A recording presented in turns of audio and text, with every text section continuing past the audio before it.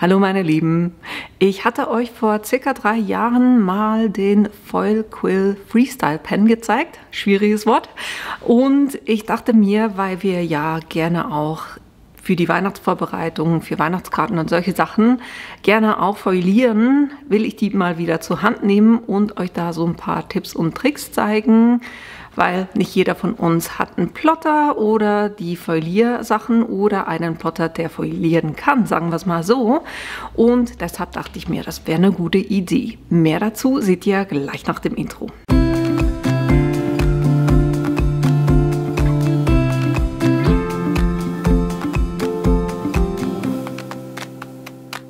Wenn ihr das Video nicht gesehen habt und nicht wisst, was diese Pens sind, dann habt ihr das hier. Sind so Stifte, vorne eine Spitze, die heiß wird. Man lädt die hier mit einem USB-Kabel. Ich habe eines hier schon am Aufladen, das heißt, ich habe eine Powerbank. Und ja, da gibt es verschiedene Spitzen. Ich habe hier die dünne, das ist die dickste. Dann gibt es, glaube ich, noch eine mittlere und noch eine Kalligrafiespitze, weil die ist hier so länglich und dann schmal, ne? Diese Spitze, speziell für Kalligrafie. Für die beim Plotten, da gibt es diese Spitzen auch. Das sind dann eben nicht die Freestyle Pens, sondern die ganz normalen Pens.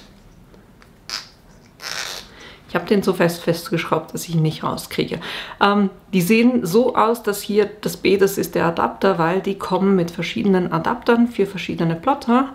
Da müsst ihr halt einfach beachten, das ist nicht Bestandteil von eurem Plotter. Das heißt, wenn ihr das verwendet und eben damit Hitze in den Plotter reingeht, dann verfällt euch die Garantie. Deshalb mache ich das nicht wirklich gerne, aber man kann es machen. Also ich mache das dann eher bei den älteren Modellen, nicht bei meinem neuen Plotter. Ne? Und dann funktioniert der im Plotter drinnen quasi wie ein Stift. Was ich auch brauche, ist eine Unterlage, die mit Erhitzung gehen kann. Das ist eine Metallplatte. Das Schöne daran ist, ich habe Magnete, wo ich das Ganze auch befestigen kann. Kann man natürlich dann auch mit Klebern befestigen. Und ich wollte euch so ein paar Ideen zeigen, wie ihr eben solche Folien dann auf Karten aufbringen könnt mit verschiedenen Hilfsmitteln. Und dann habe ich für mich hier auch schon 2024 Kalender, wo ich hier vorne drauf gerne ein Bild haben möchte. Das wird dann das größere Projekt, von dem her starten wir zuerst mit den Karten. Wie gesagt, der ist schon am Aufheizen. Ich lasse den sicher 5 Minuten aufheizen, weil einfach, also wir versuchen da nicht mit zu viel Druck zu arbeiten, sondern die Hitze soll eigentlich die Arbeit erledigen und das kann er nur, wenn er warm genug ist. Von dem her, lasst den lange genug aufheizen. Übrigens, diese Matte hat aus einem ganz bestimmten Grund diese Größe, weil in der Größe könnt ihr das wunderbar auf eure Schneidematten drauf machen und dann ist eben auch eure Schneidematte geschützt, falls ihr das eben mit dem Plotter machen wollt. Jetzt mache ich hier kurz meine Karte fest auf der Matte.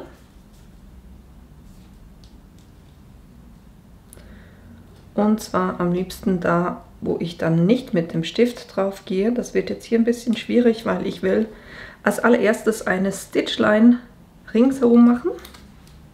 Gucken wir mal, dass wir das hinbekommen. Und dann, was machen wir? Ich würde sagen, wir gehen mit der hier. Und ich behalte solche Reste auch immer, weil ihr könnt die wunderbar auch verwenden, um einfach, wenn ihr irgendwo kurz was aufbringen wollt, einfach auf eure Finger aufpassen. Ne? Mit der Spitze von dem Stift dürft ihr nicht an eure Finger kommen. Aber ich halte jetzt das mal, mutig wie ich bin, fest und mache da einfach mal ein paar Punkte, schön langsam.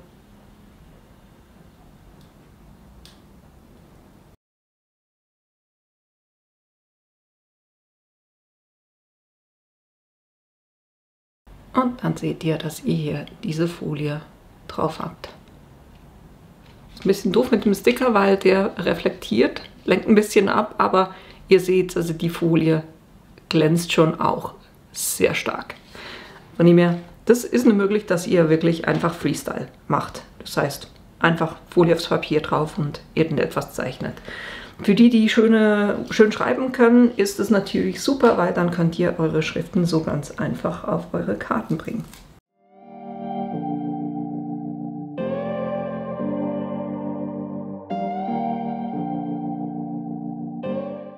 Jetzt müsst ihr bei der Folie einfach gucken, dass sie natürlich alles abdenkt, was ihr da machen wollt. Und weil ich eben nah am Rand gehe, mache ich das hier auch kurz mit Klebern fest.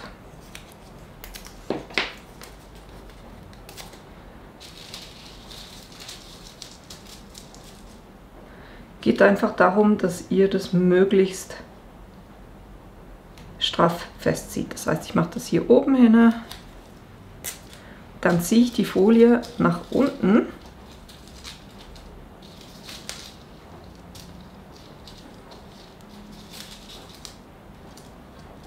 Mache die hier unten fest und ich spüre ja unten drunter, wo meine Karte liegt. Und dann ziehe ich die noch in diese beiden Ecken. Jetzt das erste Hilfsmittel, was ich euch zeigen wollte, ist einfach ein Metalllineal, natürlich nicht Plastik. Und ich mache den dann einfach, also ihr könnt natürlich schöne Linien machen, wenn ihr das wollt. Ist nicht so ganz mein Stil und ich will hier ganz einfach eine Stitchline machen, das heißt eine gestrichelte Linie. Jetzt gucke ich, wo hier die Karte aufhört. Da hilft jetzt eigentlich auch das Raster auf der Matte drauf.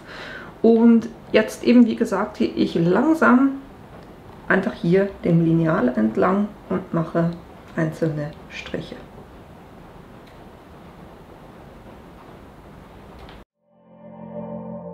I was lost without any direction. Had a line so many times, but I needed attention. No matter what I say, no matter my regrets, things still been said and done. There's not a part of me that wants to say no. But I have realized I had to let go. Oh, 'cause something's... So, dann können wir das hier lösen.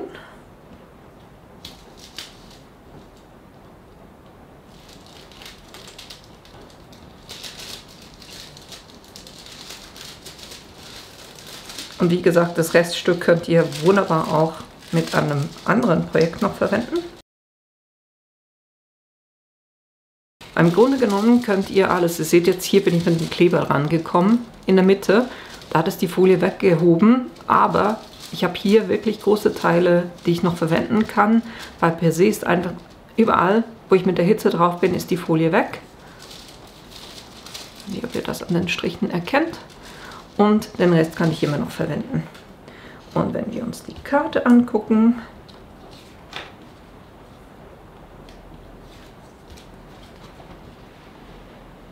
habe ich hier wunderbar ringsherum eine Stitchline in diesen Rose Gold foliert.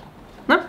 Das ist eine Möglichkeit, das heißt, wenn ihr gerade Linien machen wollt, dass ihr hier mit einem Metalllineal arbeitet. Jetzt bleiben wir hier auch kurz beim Metall, weil was ihr auch machen könnt, ist ja zum Beispiel eure Schablonen, eure Metallschablonen, dass ihr die als eure Schablone verwendet. Das heißt, natürlich muss hier zuerst die Folie drauf.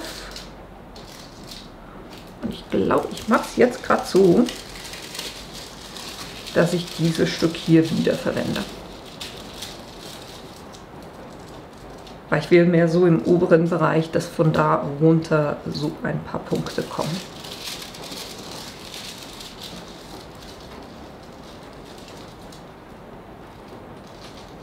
Und falls ihr den Regen mal wieder hört, ich glaube, irgendjemand hört zu, wenn ich Videos mache und legt dann los, wenn ich anfange, Videos zu drehen mit dem Regen.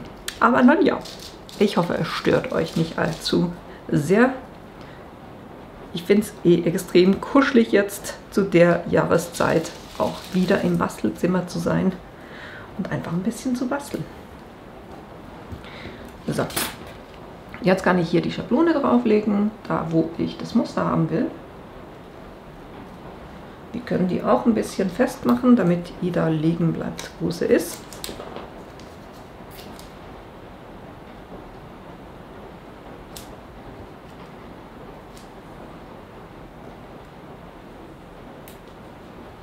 So.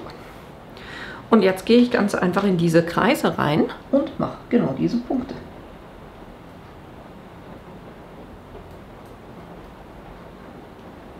Könnt sie ausfüllen oder auch einfach offen lassen. And I'm the reason it's not that easy, knowing you'll do better without me, without me, without me.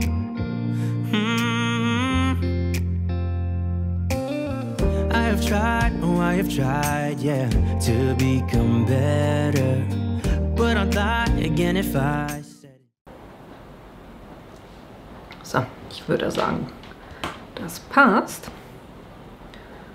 Dann können wir hier die Schablone wegnehmen.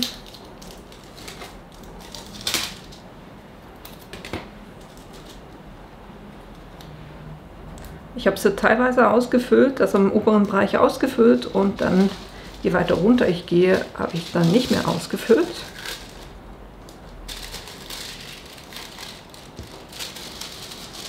So sieht die Folie aus.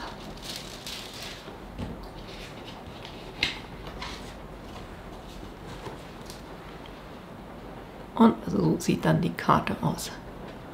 Auch ein extrem cooler Effekt. Könntet ihr auch in allen Ecken machen, wie auch immer ihr das gerne machen möchtet. Das war das. Ich nehme jetzt hier kurz die Rückseite, um euch auch noch eine andere Variante mit Folien zu zeigen. Muss ja nicht nur so sein, dass wir etwas nehmen, wo es innen drin ausgehöhlt ist und wir nachfahren können, sondern ich kann zum Beispiel hier auch so ein Ausrufezeichen nehmen. Ich suche mir hier kurz eine freie Ecke noch. Oder eine freie Ecke da, wo ich noch Material habe. Kurz gucken. Ja. Machen wir hier hin. Das heißt Folie festmachen. It'll last forever. I know I make mistakes. It's just the way I am. That's why you have to know. So, das war es, glaube ich, gerade andersrum. So wollte ich das, glaube ich, eigentlich haben. Dann kann ich hier mein Element drauflegen, wo auch immer ich das gerne platziert haben möchte. Das in der Mitte festhalten und dann einfach ringsherum fahren. Schön langsam.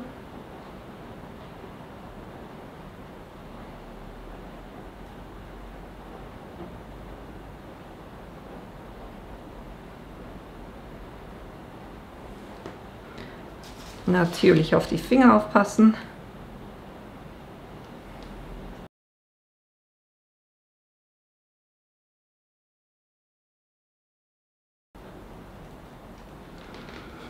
Sollte eigentlich schon ausreichen.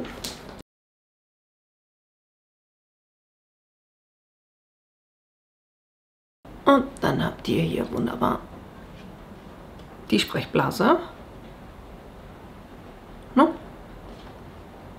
Foliert. Das ist eine Möglichkeit. Eine weitere Möglichkeit ist, dass ihr Stencil Material nehmt, also so Schablonenmaterial. Das sollte eigentlich mit der Hitze klarkommen. Wenn ihr es ausprobieren wollt, könnt ihr ganz einfach in eine Ecke drauf. Dann seht ihr auch, ob da irgendetwas schmilzt. Ist bei mir nicht der Fall, von dem her versuchen wir das. Jetzt wechseln wir mal rüber auf Gold. Ihr könnt natürlich, wenn ihr jetzt hier mit Punkten drauf wollt und der Rand hier euch in den Weg kommt, ihr könntet natürlich die Karte größer machen als das, was ihr braucht. Oder ihr faltet die Kleber quasi zusammen und legt die hinten drauf, damit die von hinten festgehalten wird. So, jetzt Folie.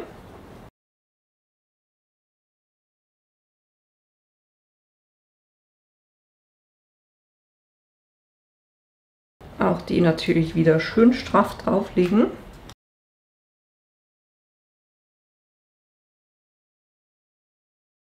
Wie gesagt, ihr könntet hier auch natürlich mit den Magneten arbeiten. Geht auch. Können wir ansonsten noch als zusätzliche Befestigung machen.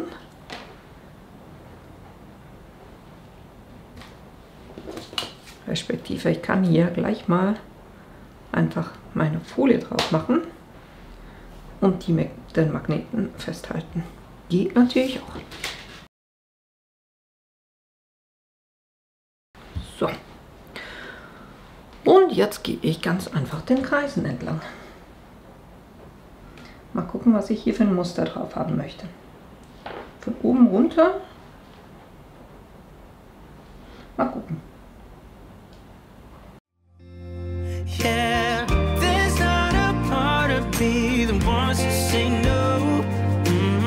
But I have realized I had to let go. So, das waren alle Punkte. Können wir mal gucken, wie das aussieht.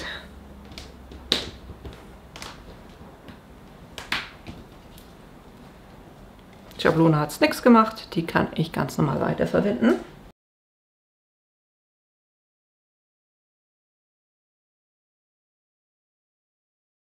Und da seht ihr die Karte mit den Punkten. Ich war jetzt hier, das müsste ich dann natürlich in Form schneiden.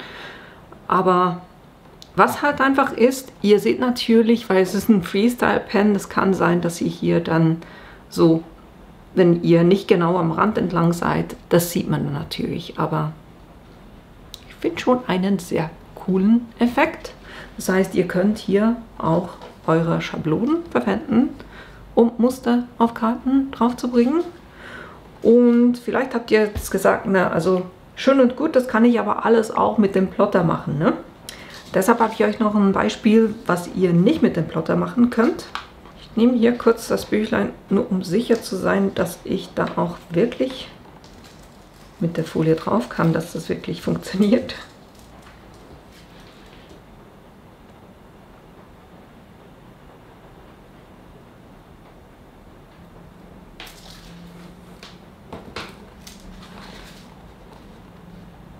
Ja. Funktioniert. Hält, geht auch nicht wieder weg. Wunderbar. Weil sonst lohnt sich dann die ganze Arbeit nicht. Eben, wie gesagt, das könnt ihr natürlich nicht durch den Plotter durchlassen, weil zu hoch. Und da könnt ihr jetzt eben mit dem Freestyle Vollpulpen Muster drauf machen. Meine Idee, ich habe hier so einen coolen Blumenstempel und den will ich hier so in diesem Bereich aufbringen. Und dann machen wir das jetzt. Ne? Ich kann tatsächlich auf die Folie drauf stempeln, weil das sieht für euch jetzt vielleicht durchaus, als ob das hier ein Loch wäre, aber da liegt eine Klarsichtfolie quasi drauf. Ne? Da liegt so eine Folie drauf und auf diese Folie drauf können wir stempeln und so dann das Motiv übertragen. Deshalb nehme ich hier meine Stempelplattform oder meine Stempelhilfe. Dann gehen wir diesmal in Silber, weil das 2024 ist auch Silber. Dann nehme ich hier ein Stück, was groß genug ist. Da verwende ich jetzt nicht die Magnete für.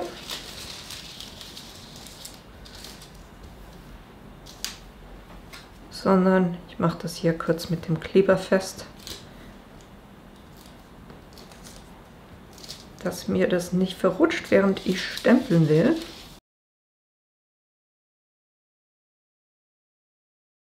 So, dann mein Stempel. Ich mache das einfach mal so, dass der, jetzt habe ich gesagt, welcher Teil muss drauf sein?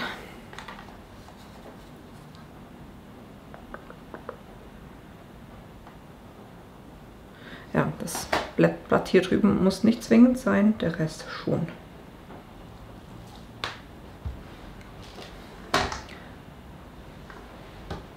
Und damit das Ganze auch hält, müssten wir hier mit einer Archival Ink drauf.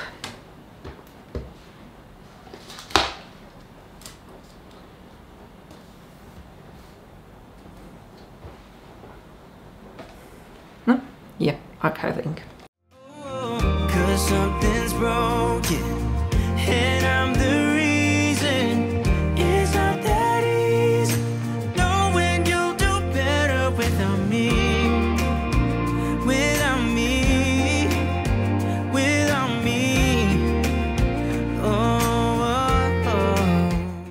Ich denke, das passt.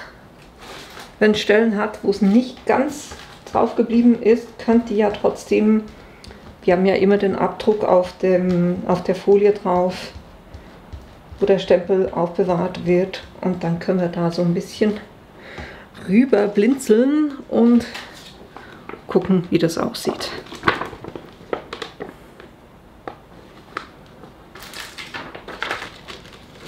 Das heißt, den lege ich nicht weg, sondern der bleibt hier liegen, damit ich das auch sehe.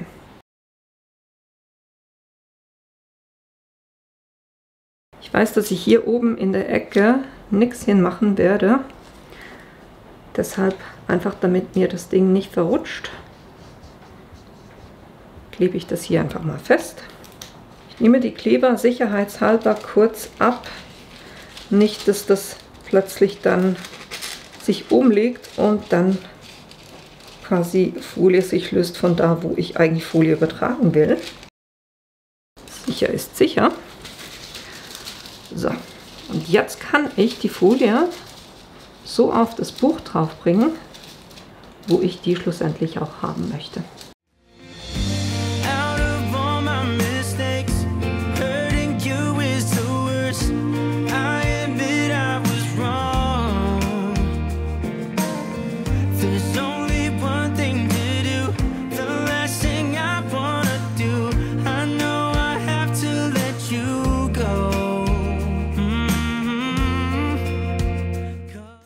War jetzt ein bisschen Herausforderung, dass das wirklich schön straff bleibt, und ich weiß, ihr seht gar nichts, weil es reflektiert, aber ich muss was sehen. Das ist halt der Nachteil, wenn man mit Folie arbeitet, die reflektiert und dann Video drehen will, aber so seht ihr es, glaube ich, ne? Jo. Und jetzt einmal Luft anhalten und loslegen. Das heißt, ich fahre jetzt eigentlich überall ringsherum, wo die schwarzen Linien sind, und es ist immer besser, wenn ihr da drauf bleibt. Also wenn ihr eine Linie macht, dass sie die komplett durchzieht und nicht nochmal neu ansetzt. Jetzt, wo fange ich an? Irgendwo in der Mitte.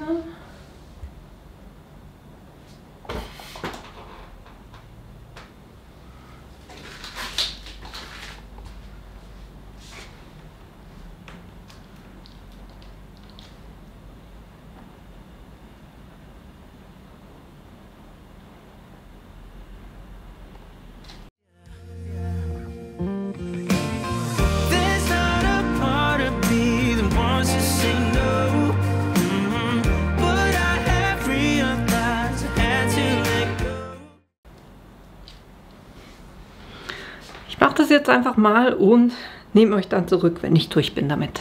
So, ich musste schon mal ein bisschen drunter gucken, um zu gucken, ob ich euch das überhaupt zeigen kann. Aber ich finde es ziemlich cool.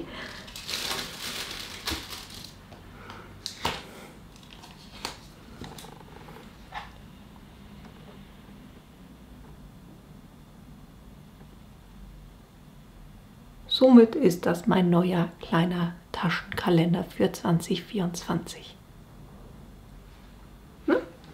Hier mit diesem Stempel quasi nachgezeichnet. Und es glänzt wunderbar.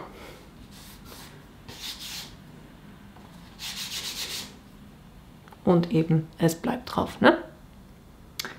Genau. Und vielleicht ein kleiner Tipp. Also es am Schluss darum ging, diese kleinen feinen Linien zu machen, damit ich es da oder sehen konnte, wo ich die platzieren muss, habe ich in einer Ecke die Folie angehoben und immer wieder so ein bisschen drunter geguckt, sie wieder runter gemacht, weil die Linien, die weg sind, helfen dann auch, das wieder so ein bisschen zu platzieren. Ich würde es nicht allzu früh machen, weil sonst verschiebt ihr euch das Motiv. Aber ja, hat doch wirklich gut funktioniert. So, und das war es dann aber auch schon. Das war das, was ich euch heute zeigen wollte, nämlich eben, wie ihr mit den Foil Quill Pens und einer Folie, die dafür gemacht ist, und verschiedenen Hilfsmitteln quasi eure Papierprojekte aufhübschen könnt oder eben hier auch zum Beispiel auf ein Notizbuch. Bei mir ist jetzt Kalender 2024, eben hier, wie ihr gerade Linien ganz einfach anhand von einem Metalllineal machen könnt, dass ihr eure Stanzen verwenden könnt, um Muster zu machen, dass ihr auch eure Schablonen dafür verwenden könnt und eben, dass ihr auch Stempel verwenden könnt, die ganz einfach auf die Folie drauf stempelt und dann hier solche coole Motive auf Elemente draufbringen könnt, die ihr eben nicht in den Plotter reinbekommt. Ich hoffe, euch hat das Video gefallen, dass euch auch die Ideen gefallen haben und dass ihr da selber auch Lust drauf bekommen habt, diese Foil Quill Freestyle Pens zu verwenden. Und ja, dass ich euch in einem meiner nächsten Videos wiedersehe. Bis bald!